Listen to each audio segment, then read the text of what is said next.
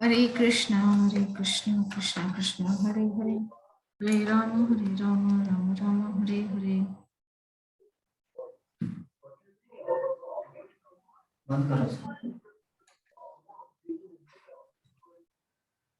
तो हम चर्चा कर रहे थे, तो वृषध्वज भी मर चुके हैं, उनके पुत्र हंसध्वज हुए, वो भी मर गए। और हंसध्वज से धर्मध्वज व कुशध्वज नामक दो श्रेष्ठ उच्च गुणों वाले पुत्र उत्पन्न हुए।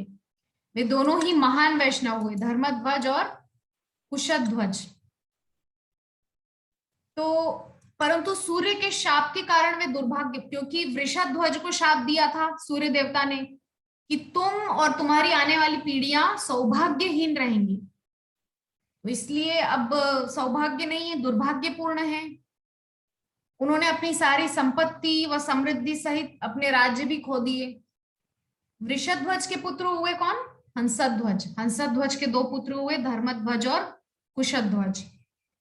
तो इस प्रकार से लक्ष्मी देवी की आराधना करने में लग गए, क्योंकि लक्ष्मीहीन हो गए थे सूर्य के शाप से। तो अब उनके प्रयास जो चल रहे थे उससे जो थे लक्ष्मी जी प्रसन्न हो गई, इसलिए लक्ष्मी देवी ने पृथ्वी पर अवतरित होना निर्धारित किया, जैसा कि भगवान ने बोल दिया था जब शाप दिया था सरस्वती देवी ने कि आप धर्मध्वज के घर में उत्पन्न होंगी। और यहाँ पर हंसध्वज के दो पुत्र उत्पन्न हो चुके हैं, धर्मध्वज और कुशध्वज। और धर्मध्वज और कुशध्वज दोनों लक्ष्मी जी की आराधना में लग चुके हैं, और लक्ष्मी जी उनकी आराधना से प्रसन्न होकर धर्मध्वज के घर में आने वाली हैं। तो इस प्रकार से लक्ष्मी जी की कृपा से धर्मध्वज एवं कुशध्वज समृद्ध, महाबली एवं फिर से महान हो गए, है ना।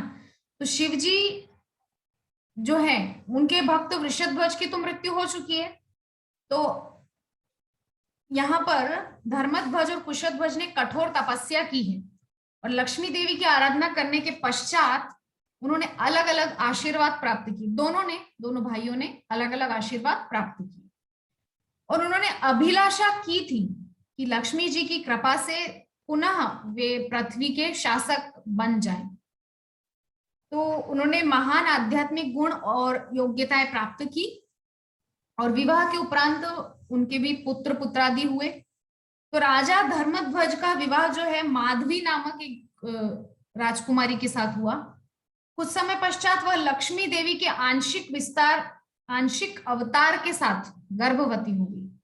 फिर भी नवजात शिशु माधवी के गर्भ में 100 स्वर्गिक वर्षों के लिए रहा। कितनी बड़ी समयावधि, 100 स्वर्गिक वर्ष। तो दिन प्रतिदिन माधवी जो है उसकी कांति बढ़ने लगी। तो एक शुभ दिन, शुभ क्षण में, कार्तिक मास में, इस शुभ बेला में एक सुंदरी कन्या का जन्म हुआ धर्मध्वज की पत्नी माधवी के गर्भ से।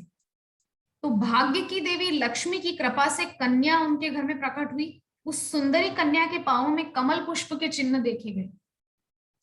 उसका मुख शरद चंद्र के समान सुंदर दिख रहा था, नेत्र कमल के समान, और बिंब फल के समान लाल लाल अधर।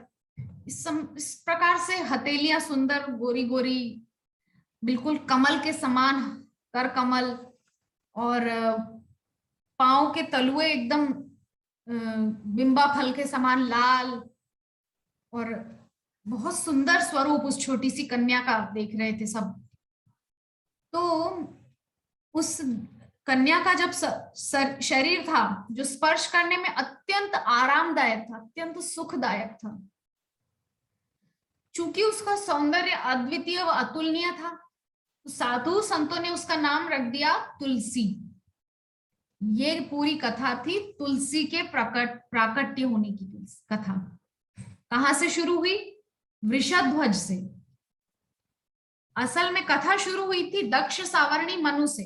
उनके पुत्र पुत्र के पुत्र वृषध्वज। वृषध्वज हुए शिव जी के भक्त। शिव जी की भक्ति की, सभी देवी देवताओं की अवहेलना की, सूर्यदेव ने शाप दे दिया।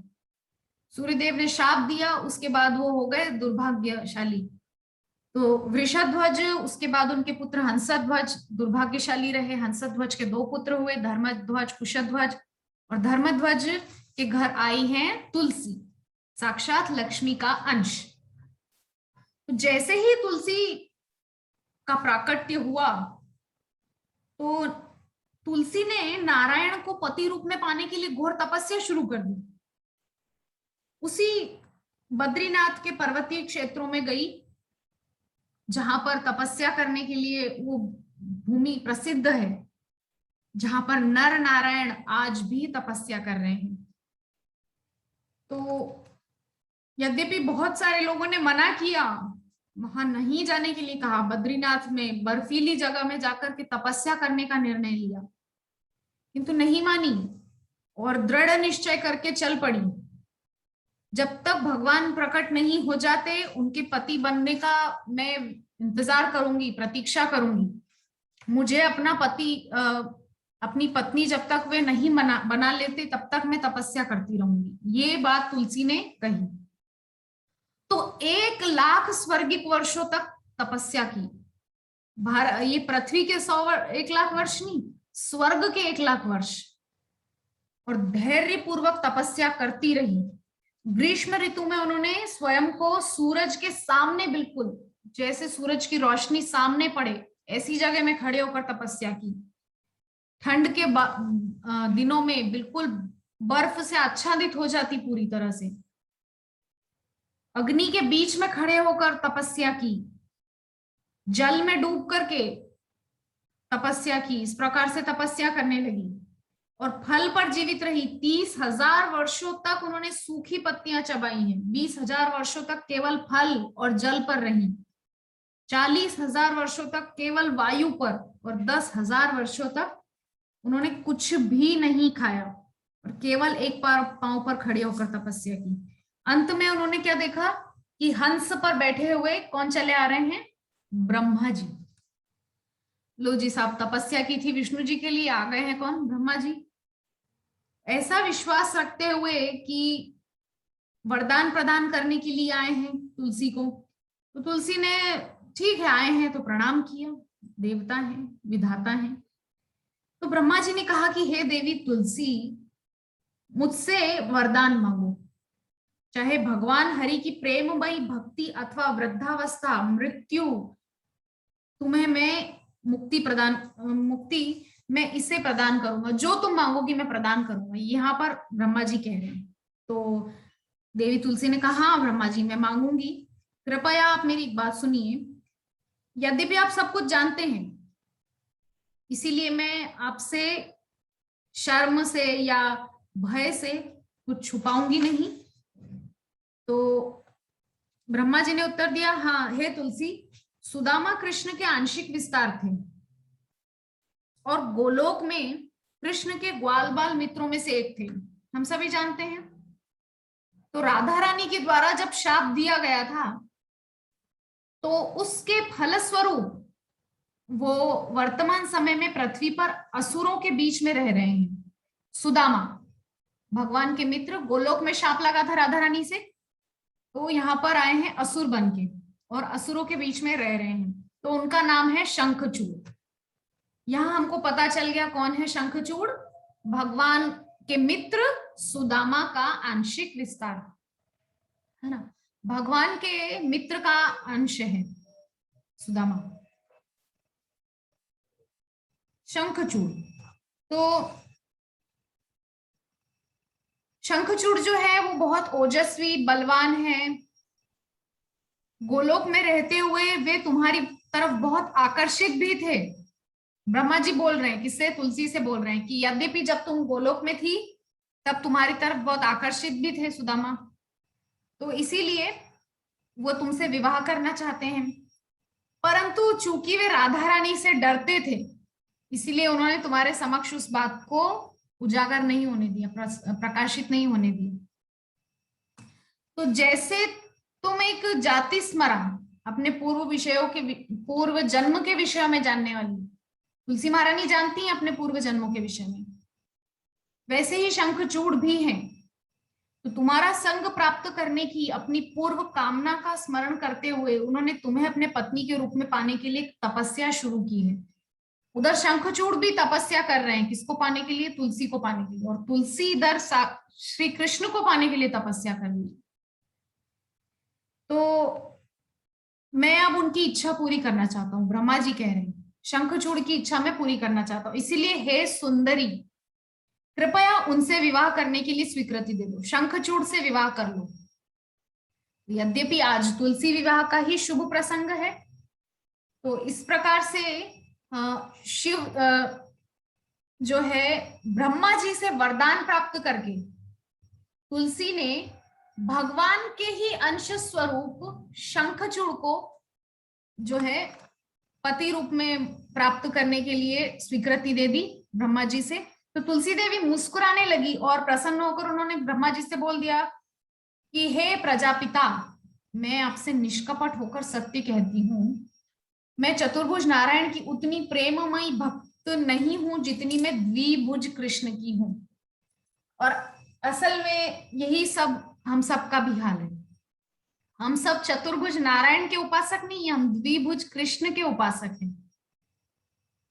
मोर मुकुट मुरली धारण करने वाले पीतांबरधारी टेढ़ी मरोड़ जिनकी है, जो टेढ़े होकर खड़े रहते हैं, हम सब उनके उपासक हैं।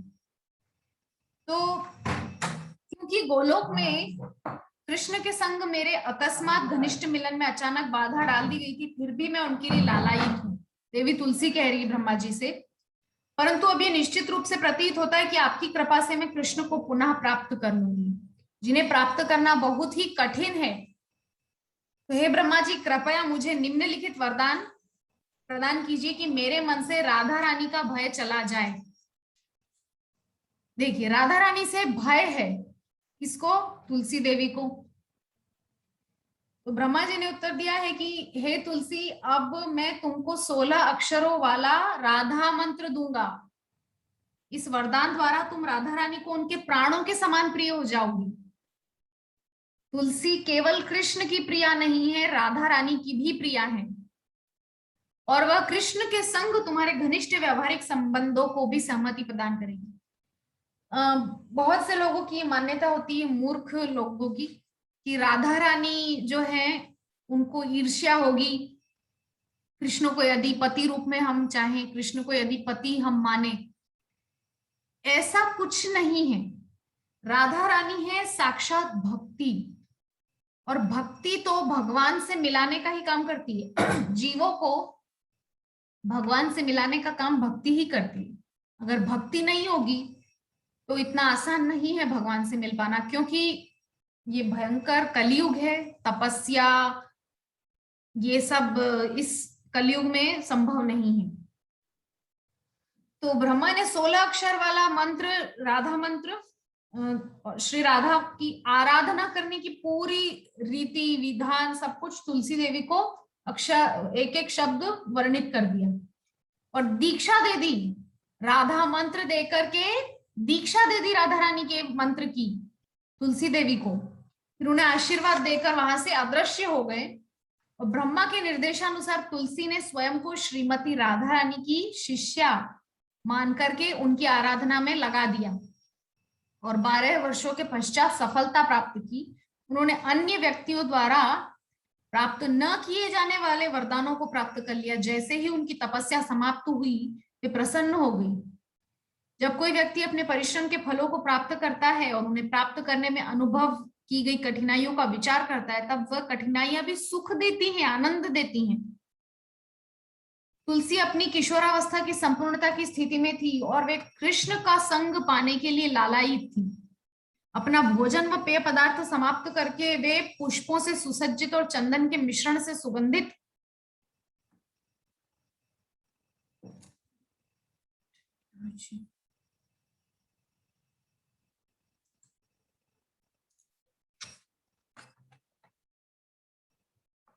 सुगंधित सुंदर शैया पर लेट गई और वह प्रसन्नचित्त होकर सो गई।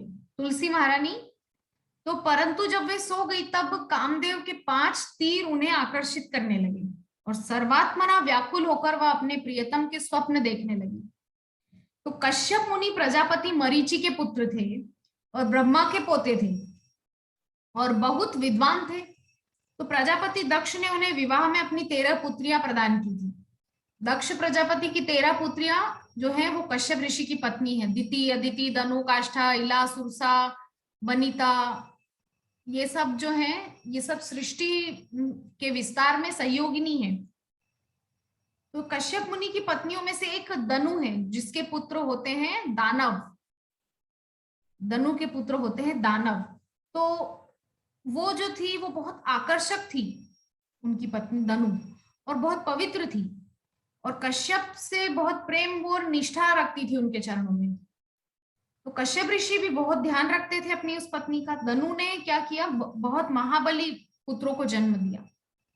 उनमें से एक थे विप्रचित्ति। तो विप्रचित्ति था जो बहुत शक्तिशाली थे, बहुत साहसी थे, और उसका जो पुत्र था दंभ, वो भी बहुत आत्मसंयमी और भगवान विष्णु का महान भक्त था। लेकिन वह पुत्र पैदा नहीं कर पा रहा था, इसीलिए वह चिंतित हो गया। स्थिति को सुधारने के लिए वह पुष्कर के जंगलों में गया और वहां 1 लाख वर्ष तक उसने कठोर तपस्या की। तो एक मुद्रा में स्थिर होकर बैठकर और कृष्ण मंत्र का उच्चारण करते हुए उसने जप प्रारंभ किया। उस समय एक असहनीय कांति दंभ के सिर से तेजी से निकली और हर जगह फैल गई। वह इतनी गर्म थी कि समस्त देवतागण, साधु, संत सब झुलस गए और इंद्र के नेतृत्व में उन सभी ने ब्रह्मा का आश्रय खोजा। तो इस प्रकार से भगवान विष्णु हंसे और बोलने लगे कि हे देवताओं, डरो मत, शांत एवं स्थिर रहो, कोई बाढ़ नहीं आएगी। हाँ, तो प्रलय का समय अभी नहीं आया है। ये जो है असुर दंभ मेरे भक्तों में से एक है, पुत्र प्राप्त करने के लिए तपस्या कर रहा है, इसीलिए ये सब हो रहा है। तो इससे प्रोत्साहित होकर ब्रह्मा और अन्य देवतागण अपने अपने स्थान में वापस चले गए। तो दंभ ने क्या किया, नारायण को देख करके प्रणाम किया और भगवान की प्रशंसा करते हुए बोलने लगा कि हे कमल नेत्र, हे लक्ष्मीपति, आप त्रिलोकी हैं, त्रिलोक के स्वामी हैं, मुझे एक पुत्र आप प्रदान कीजिए, देवताओं द्वारा जो अपराजेय हो और तीनों लोकों में जो विजयी हो, ऐसा पुत्र। तो भगवान विष्णु ने उस दंभ नामक असुर दानव को तपस्या रोकने के लिए कहा और जैसे ही भगवान चले गए वहां से, तो दंभ ने उस दिशा में प्रणाम किया और घर वापस लौट गया। तो थोड़े ही समय में उसकी पत्नी जो थी वो गर्भवती हो गई और पत्नी गर्भवती हो गई जब उसकी पत्नी ने एक पुत्र को जन्म दिया, तब साधु संतों ने को अपना निवास स्थान पर आने के लिए आमंत्रित किया। किसने? दंभ ने। पुत्र जन्म हुआ था तो साधु संतों को उसने आमंत्रित किया। अब शिशु जन्म के पश्चात जो संस्कार किए जाते हैं वो बहुत विशाल स्तर पे उसने किए और पुत्र का नाम रखा शंखचूड़, तुलसी के पति शंखचूड़। तो यहाँ पे शंखचूड़ का जो है प्राकट्य हुआ इस प्रकार से, और शंखचूड़ के साथ तुलसी महारानी का विवाह फिर होता है। इस प्रकार से तुलसी और शंखचूड़ के जन्म की कथा तक हमने सुना है। और एक सती नारी है तुलसी। तो शंखचूड़ जो है जब उनका विवाह हो गया तो महाबली शंखचूड़ स्त्रियों के आवास भवन में गए और तुलसी को निकट भविष्य में होने वाले युद्ध के विषय में बताने लगे। अभी तुलसी और दोनों का विवाह हो चुका है, अब दोनों साथ में रहने लगे हैं। तो दुखपूर्ण हृदय के साथ तुलसी उनसे बोलने लगी कि मेरे स्वामी, एक क्षण के लिए रुको और बैठ जाओ, तो एक पल के लिए मुझे जीवन प्राण से भर दो, क्योंकि शंखचूड़ जो है वो युद्ध के लिए जाने वाले हैं।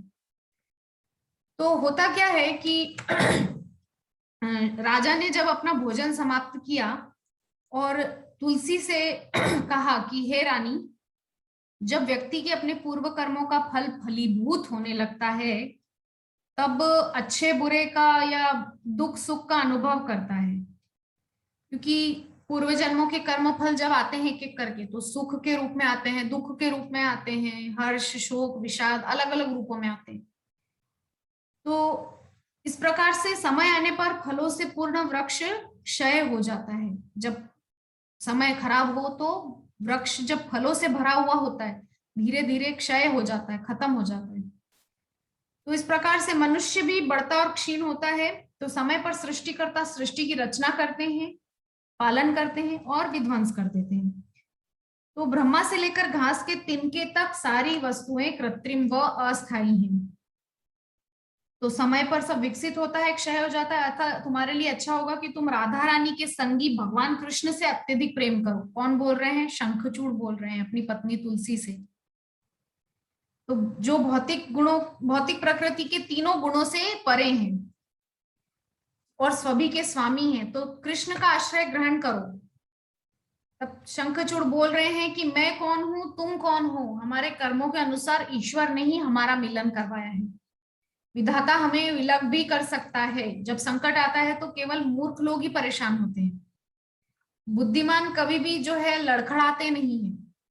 तो चक्र के समान सुख और दुख हमेशा घूमता रहता है। बद्रिकाश्रम में तुम भगवान नारायण को अपने पति के रूप में प्राप्त करने के लिए स्वयं को तपस्या में लगा दो, तो निश्चय ही तुम उन्हें प्राप्त करोगी। मैंने भी स्वयं तुम्हें अपनी पत्नी के रूप में प्राप्त करने के लिए तपस्याएं की थी। शंखचूड़ स्वयं बोल रहे हैं। शंखचूड़ ने तुलसी के साथ रात्रि व्यतीत की, जो हीरों के दियो द्वारा प्रकाशित हो रहा था। उन्होंने सुंदर सुसज्जित शैया पर विश्राम किया, जिस पर पुष्प बिखरे हुए थे और चंदन के लेप लगे हुए थे। तुलसी दुख में विह्वल हो रही थी और रो रही थी। शंखचूड़ जो जीवन का सत्य जानते थे, उन्होंने तुलसी को आश्वासन दिया और विभिन्न प्रकार से उसको शांत और संतुष्ट करने का प्रयास कर रहे थे।